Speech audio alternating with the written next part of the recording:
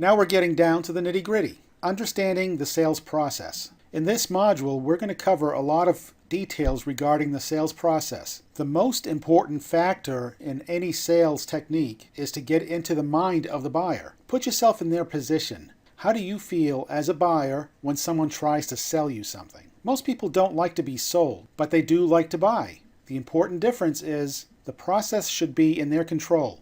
And let's face it, typical businesses in the real world are approached every single day by salesmen of every type. So they've learned very well to avoid sales pitches, and they have walls up to avoid being approached. So our job in providing a valuable service to them is to let them recognize the value without being a salesperson.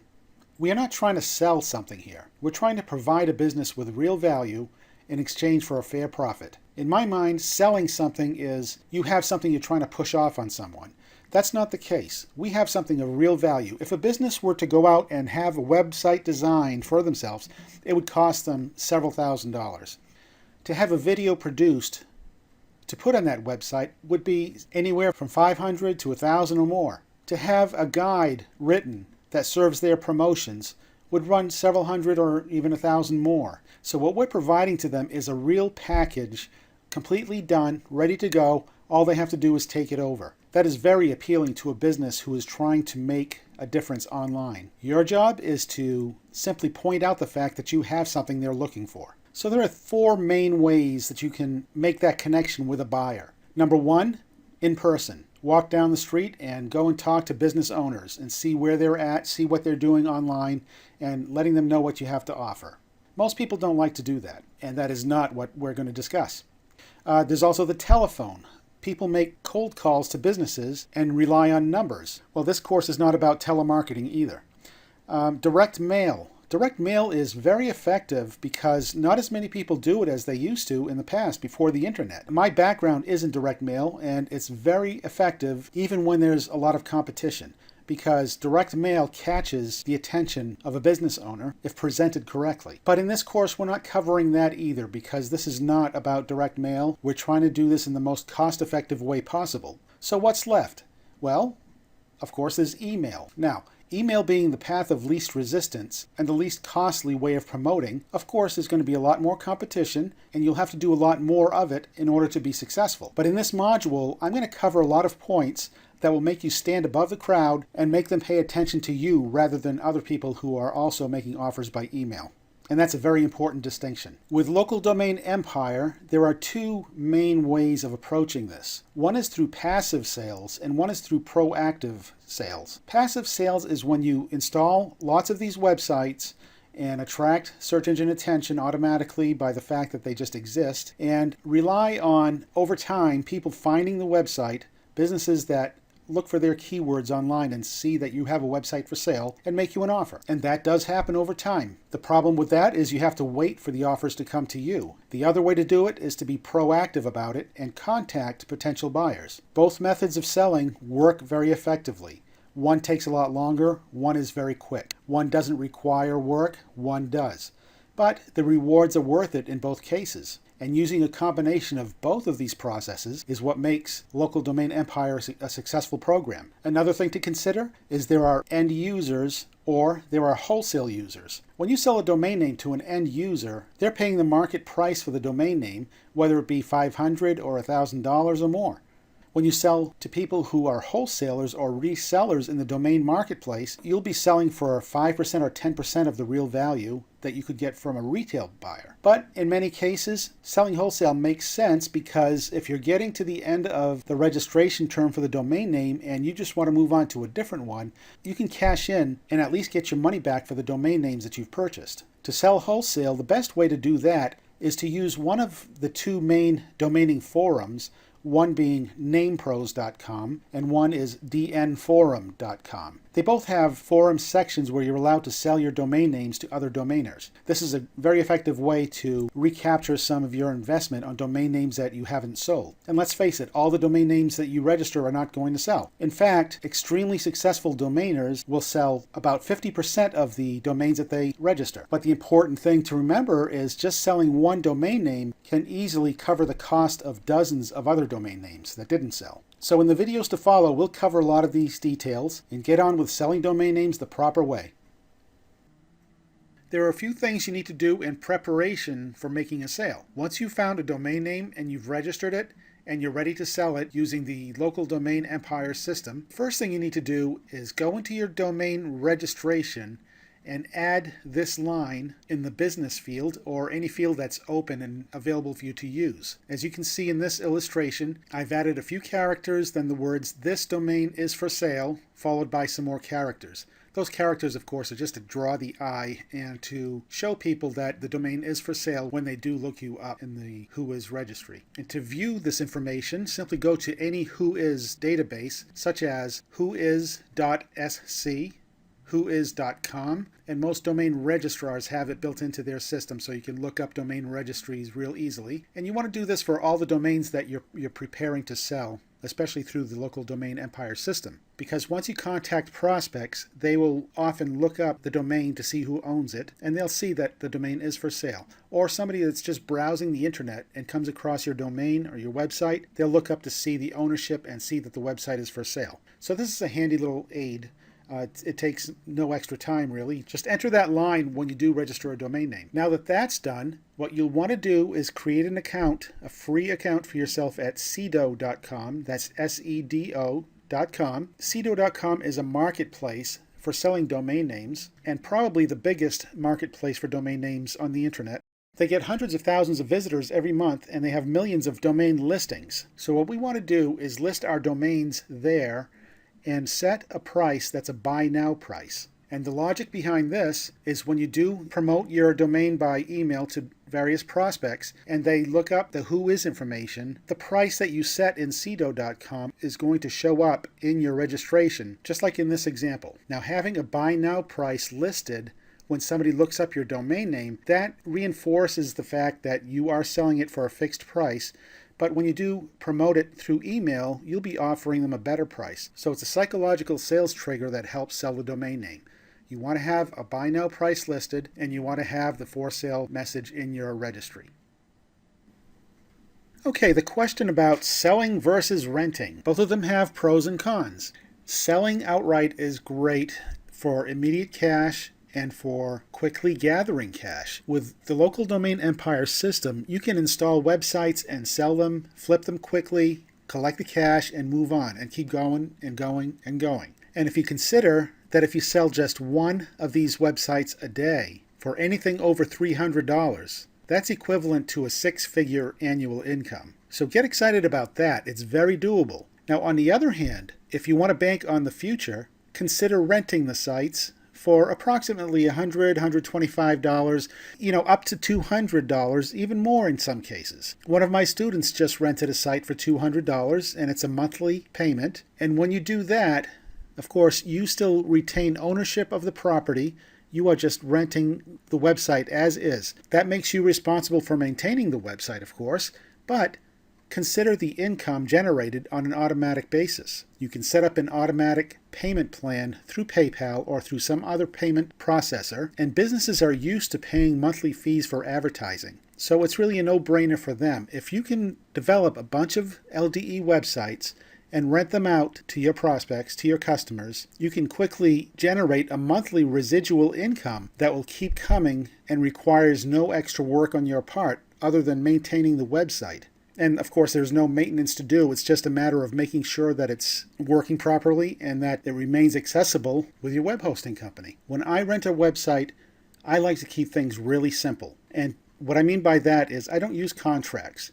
It's a month-to-month payment plan automatically drawn from their bank account, either through PayPal or through their credit card. And of course, you would need a merchant account to do that with a credit card. But I don't set up a contract other than you pay me month to month for this website, and it's yours for as long as you do that. Once you drop a payment, then I'm free to sell it to your competition. So, of course, that makes the business person realize that, hey, if they, let this go, their competition is going to take over the site. And if that does happen, I would have no problem immediately handing it over to a competitor of theirs, even before I start receiving payment from the competitor. This way, the original business person realizes that, it's up to me. I need to make a decision whether I want to have the advantage over my competition or let the competition have the advantage over me. So again, both selling and renting the site have their advantages. Selling, flipping for quick cash is great. Renting for long-term residual income is also great. It all depends on what you prefer to do and what you're comfortable with doing. When you're just getting started out, I recommend selling, flipping the sites for cash. Once you get your feet wet and you understand what's going on, you can then explore the possibilities of renting the sites on a monthly basis.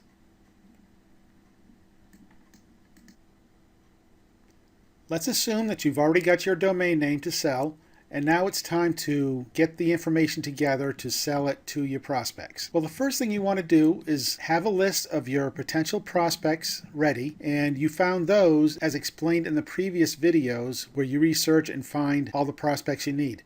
You want to get their information, and it's extremely beneficial to have at least their first name and their direct email address. Now, many times on their website, it's not clear or it's not obvious as to what the name of the person is that you want to contact or what their personal email address is.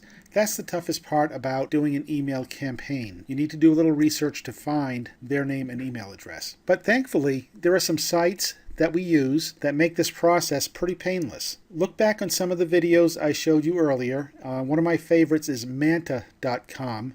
If you go to manta.com and search for the companies that you've already listed, you can get more information about those companies, often including the owner's name and email address. You can also use sites like data.com. They carry an awful lot of information, including names and email addresses. You can always look them up on linkedin.com. Quite often, companies, businesses, local businesses will have a listing on linkedin.com with their personal information. You can even go to sites like the Better Business Bureau, bbb.org, and look up company information on that site. Quite often, you'll find the owner's name, maybe not the email address, but other information about the company. Check out Chamber of Commerce websites in the area where your prospect is. Quite often, you'll find quite a bit of information about individual companies there. Also, you can do a search on Google for press releases for that company. Press releases are usually a goldmine of information, including personal information. So all the resources are out there for free. You just need to do a little bit of legwork, get the information together, because that's going to make all the world of difference in getting a response rate from your email. There are so many other marketers trying to do emails to companies without using personalized information, and they aren't nearly as successful as those who do use personalized information. And in the next video, we're going to go into that a little bit more. We're going to talk about different strategies to use to make the recipient of your email realize that you're talking one-on-one with them. It's time to go over one of the most important parts of the whole local domain empire system, because if you don't get this right, things won't go as well as they should for you. You need to understand the psychology of email and how business people think. It's not difficult. There are just some basic concepts that you need to understand and utilize. So in this video, I'm going to cover these points for you, and I will also provide email swipes that you can use to create your own email campaigns. So let's get started. Your goal for your first contact with any potential buyer is to get them to communicate with you. Get them to engage in conversation. Remember, this is your first contact with the prospect. If they don't reply to you, the campaign pretty much ends there. So it's important for you to get them to try to communicate. Trust is the biggest point of resistance. Instill confidence right from the beginning. Now, what that means is when a business owner receives an email from you, someone they don't know, they need to be able to reference who you are, why you're emailing them, and they just need some basic information about you in that initial email so they understand that you're not a spammer, that you're a business person like they are, and simply communicating with them to present to them something that can benefit them. You must instill confidence right from the beginning. Your email should be as casual as possible, written as if it's from one friend to another, not salesy. You are not a salesperson. You're not a salesman. You are simply pointing out an offer that you have that will benefit them. Just as if you had a friend in business and you wanted to let them know, hey, by the way, take a look at this. I've got something that'll increase your sales online. That's the feel of the message. You do not want it to be a sales pitch. Business people are busy. You have to understand that. Keep your emails as short and sweet and to the point as possible. When a business person receives an email and they actually open the email, they don't want to have to read through paragraphs and paragraphs and paragraphs of information. They want to know who you are, what this is about, and make a decision to reply based on some very brief information that you present to them. Let them know their competition will have a chance at the offer, and it's a first come, first served, quick sale scenario. And there are ways to do this without sounding salesy, and we'll go over that in the email swipes. But the key factor here is when they receive your email and they see your message and they understand that their competition may be able to outdo them by taking advantage of this offer instead of them, it gives them incentive to reply to you. So we'll cover that a little bit later. Be sure to include your real name and mailing address as well as phone number. Use an email address based on your own domain name, not a freebie account. Again, instill confidence.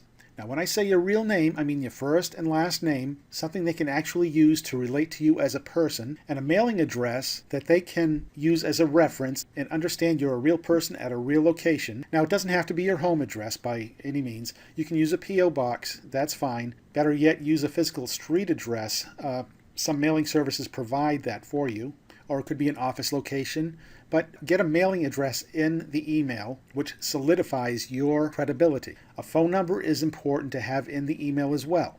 Now, there are phone numbers available for $2 a month, and I like to call them disposable phone numbers. But to the prospect, it's a real phone number that they can call and leave a voicemail. You don't have to be there to answer it. But whether or not they call is besides the point. You can actually ignore all the calls you receive.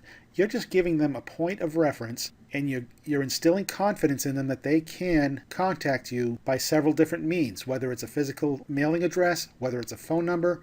They have points of contact. That is so important for them to realize that you are a real person communicating with them one-on-one. Your email should be based on your own domain name as opposed to a freebie account. Don't use a Hotmail account. Don't use a Gmail account. Spammers use those all the time. You want to present yourself as a business person who's not hiding behind a freebie account. You're using your actual domain name that they can look up and reference. Again, instill confidence. Be sure to comply with the Can-Spam Act. Don't let this scare you. The FTC has set up a guideline that allows you to contact businesses one-on-one with appropriate sales messages. It is not spamming to contact other businesses with an offer that you have, even if you haven't contacted them in the past. Doing mass mailings in an automated way, that becomes spam. But the FTC has outlined exactly what you can and can't do, and you can find this information at ftc.gov, then search for Can-Spam. Basically, it outlines the fact that you must identify yourself, provide a mailing address, and the email should contain a message at the bottom saying that if they prefer not to receive emails from you, that they can be removed from the list, that kind of thing. It's very basic, but very important. Make them realize that you're talking to them directly one-on-one. I can't stress that enough. Each email that you send should be personalized in some way so the prospect receiving it sees that you are genuinely communicating with them. The majority of email marketers, so-called marketers, rely on automation and mass mailing. This is not the approach to take when making an offer to a local business. Local business people don't have time for nonsense. They don't have time for spam. Don't rely on automation. It is so worth your time to give each recipient the appropriate attention. Half the battle is getting them to simply open your email. Again, business people receive tons of spam, and you need to stand out from the crowd. And to do that, it's important to use creative subject lines. Let's take a look at some now. Some successful subject lines I've used are, "Hey John, when you have a minute." Okay, now that leaves it wide open. They receive an email with a subject like that, and it sounds like a personal contact, because it is. And what you're going to tell them, of course, is how you can help them. The next one is simply, "I love your website." You visited their website. You can comment on different things about their website that you like, and then go into your offer. Next one is, "John, I caught someone stealing your customers." Now, who wouldn't open an email like that, even if it was just out of curiosity? See, the thing is, you want them to open your email. But of course, the subject line has to relate to that email in a way that makes sense.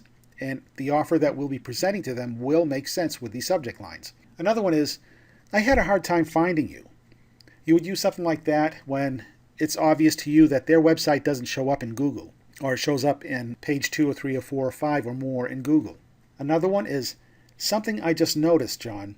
And of course, that again makes them pay attention because you're talking directly to them. Or something a little bolder like, "Man, they're going to hate you for this." And of course, you're referring to you're going to teach them how to run circles around their competition.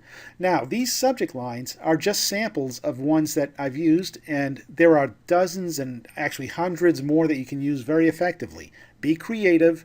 Just speak one-on-one with the client. Be their best friend. Now, did you notice that I never used a salesy subject line? I didn't say, get your website on the first page of Google. Do you realize how many messages every business gets that promises that? That type of message gets deleted faster than you can say, not another one. You know, businesses are overwhelmed with spam email. And there are so many email marketers that try to sell their services by saying, I'll get your website on the first page of Google or something similar to that. Businesses are immune to that now. You need to present yourself as a human being, not as a marketer. Put yourself in the prospect's shoes. What would make you sit up and take notice? Curiosity. Maybe reveal things about their competition, maybe mention something about their current website that needs attention, but whatever you do, you want to arouse curiosity. If anything sticks in your mind from this presentation, I want it to be make them curious. Your email campaigns hinge on the fact that you're getting your emails opened and noticed. You have to stand out. You have to make them curious enough to open your email. Get them to want to open your email. That's task number one. Once you accomplish that, the focus becomes the body of your email.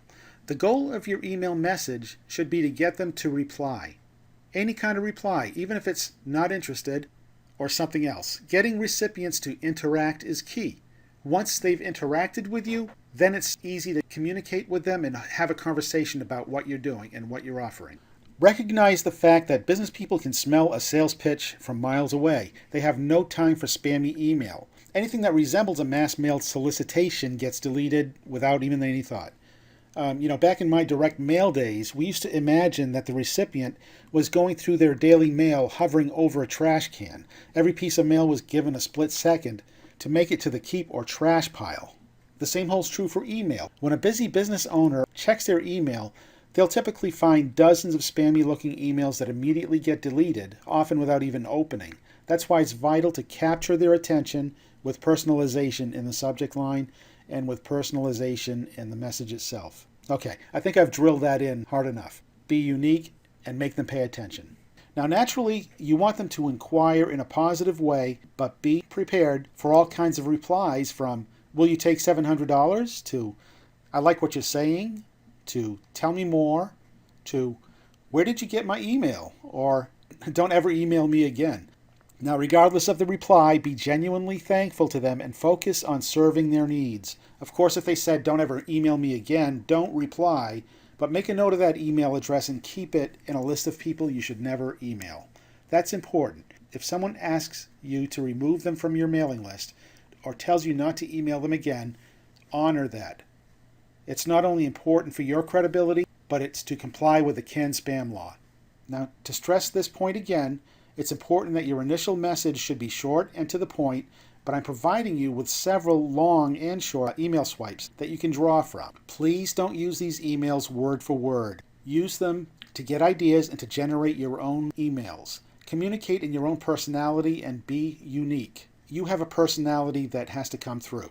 So please use your own personality and your own wording to achieve the same effect as what we illustrate in these emails. So you'll find the email swipes in the next video as well as in the accompanying file. So here we have some email swipes that are ready for you to use, but I strongly suggest you do not use them word for word. Put them in your own personality, use your own words, just take ideas and edit these emails to suit your particular personality and needs. You can mix and match different ideas from the different emails. I have 6 different ones here for you. So just take from them what you can use and remember the points and strategies that I explained in the previous video. So I'll quickly show them here in the video, but all of them are contained in the PDF document to the right of this video. So here's the first one. It says, "Hi John, I own the domain and website at springfieldlandscapers.com. I noticed you own springfieldlandscapers.net. I'm interested in quickly selling this to a landscaper in Springfield and was wondering if you had any interest before I offered it to your competitor. I'm not looking for much, so I'm accepting the first reasonable offer. I'd appreciate if you'd let me know one way or the other. Regards," and I sign off. And the PS says, I apologize for the intrusion, but you seem to be one of the better landscaping companies in Springfield, and I want this site to go to someone reputable. If you prefer not to hear from me again, just reply to this email and let me know. Thanks for your time. So you see, it's in a very personal, conversational style, and it's really not pushing a sale. It's just making the person aware of the situation, and they have the opportunity to pick this up before their competitor does. Let's check another one. This one says, Hi John, I built the website springfieldlandscapers.com for a client, but it didn't work out. I'm looking for a new owner for the website. I thought that you may be a good fit. If you're at all interested, then please let me know. I'd love to hear from you. Have a quick look at the website. I'll be glad to customize it with your business information. And the PS, of course, is the same as the previous one. Another one is, Dear John, I'm contacting your company because I am selling the following domain website, springfieldlandscapers.com. Please let me know if you'd be interested in this domain and website customized with your business information. Best regards, my name. And the same PS applies here. This one's a little bit longer, but all of these, I mean, there are several long ones here. You don't have to use the entire thing. Just pick and choose parts of it that apply to your situation. And I'm not going to read this whole thing, but the PS goes a little more extensively explaining that they received the 18-page report, they received the Facebook and Twitter accounts for Springfield Landscapers, and so forth. Of course, you'd have to set that up before you offer this. And we have another one here. Hi John, my name is Gene and I'm a local business owner. This is not a sales message. I'm the owner of springfieldlandscapers.com and I want to give away free advertising on the website to just a few of our local landscaping companies. You'll benefit as we promote our website locally. I'll benefit because my website will gain popularity and rise in the search engines. I've already placed your link on the page, but I'll remove it in a day or two if I don't hear back from you so I can give it to another landscaper. I'm only allowing 4 to participate. Let me know, and I sign off. Same PS. Now you see, this particular email is designed to use that special section on the website called Featured Websites. You can put up to 4 different competitors in that section. And what you do is you email the various companies in that town. In this particular case, it's landscaping. So contact all the landscapers in that town and say, hey, I'd like to give you a free ad on the website. Nothing to sell. You're just trying to strike up a conversation with the landscapers. Once you have the 4 spots filled with the free advertising for them, that creates a really good relationship between you and them. And eventually, you can send them another email offering the website for sale. And of course, that allows them to remove their competition from the site and just keep their own information on it. So it's a really great strategy, and I encourage you to try this technique in order to establish relationships with companies. What's beautiful about this is there's no sales pitch whatsoever. And there's another longer email here that goes into describing the website and what it offers. So pick and choose what you like and follow the basic rules of etiquette and make sure you include your information, and you'll be drumming up sales in no time. Once you have a customer who has agreed to buy the website from you, you'll need a way to collect the money. And of course, you need to collect the money before you turn the website over to the customer. Now, depending on the customer, some will want to pay by check, some will want to pay by PayPal, some will want to pay by credit card. But before that even occurs in conversation with a customer, I encourage you to create an escrow.com transaction first. And here's why. Receiving money by PayPal is not secure. And the reason for that is a customer can file a dispute with PayPal and you'll lose the money on the transaction. Fortunately, it doesn't happen too often, but why take the chance? You're much better off using a service like escrow.com that protects both sides. It protects you and it protects the customer. Most customers appreciate using escrow.com because they realize they're protected as well as you are. The fee is very reasonable. It ranges between 3-point-something% to 6-point-something%, depending on the level of service. But what's nice about this is you can split the fee with the buyer, so you're only paying half of that fee. I've always done it this way myself, and I have never had any complaint from the customer. So what you do, once you've established an agreement with a customer, and let's say they're ready to buy, well, you come to escrow.com and create a transaction. And once you do that, it will automatically notify your customer, and they will follow the procedure that escrow.com sends them. It's a real simple process. Once you create the transaction, you're putting in your customer's email address, so escrow.com takes it from there. They'll send all the correspondence. they'll send you and your customer the steps as they happen. When it's the right time for you to send the domain name to your customer, they'll tell you. When they've received payment from the customer, they'll let you know. Once the customer receives the domain name and the customer verifies, they will then release the funds to you. So I'll log into my account to show you what it looks like. Here's the dashboard you see when you log in, and you click on Start a New Transaction. Type of transaction, they give you choices between domain name, general merchandise, motor vehicle, or milestone transactions. Go with domain name. Your role is the seller, and click Continue. Transaction title, I would simply put the name of the domain name here. Email address of the buyer, of course, use their email address that they've provided to you.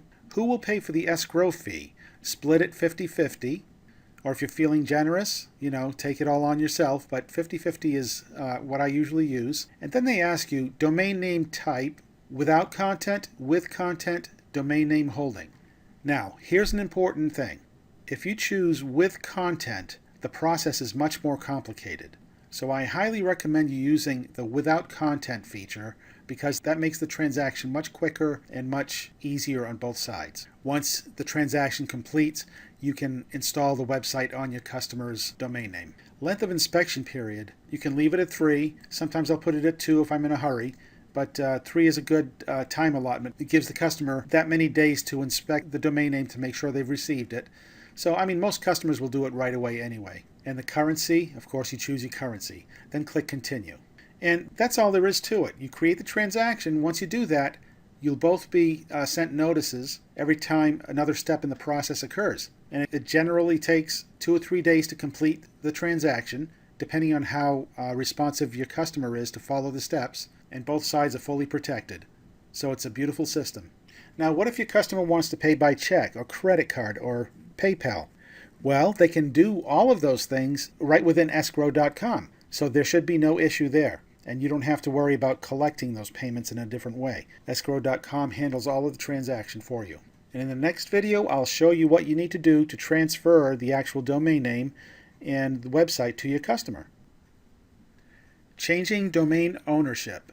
This is a subject that's confusing to a lot of people, but I'm going to make it really simple for you. There are 2 different ways to move a domain name from your ownership to the customer's ownership once they buy it from you. And I'll explain both of those now. There is something called a push and something called a transfer. Now, we've all heard about people transferring domain names to new owners, but first I want you to understand that the term push and the term transfer are very specific and they mean 2 different things. A domain push means moving a domain from your account to a different account within the same domain registrar. So if you had a domain at GoDaddy.com and you pushed the domain to a different account inside of GoDaddy.com, that's called a push. A push can be done anytime and it's instant. As soon as you do it, the new account receives the domain instantly. Now, a transfer means moving a domain name from your account to a different account at a different registrar. So let's say that your customer had an account at Namecheap.com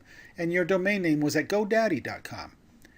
Well, to transfer a domain from one registrar to another, it's a much more complicated process and can take up to a week to happen. Usually a couple of days, because there's a lot of checks and balances and confirmations by email along the way. So for that reason, I always recommend doing a push as opposed to a transfer. But what happens if the customer doesn't have an account at the current registrar where the domain is? Well, I'll cover that. First, let me clarify that the process is a little different with each registrar. So please use the instructions given to you at your registrar, wherever that may be.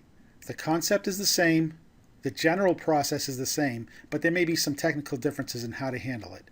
So let me just walk you through the general process, and you'll see how easy it is.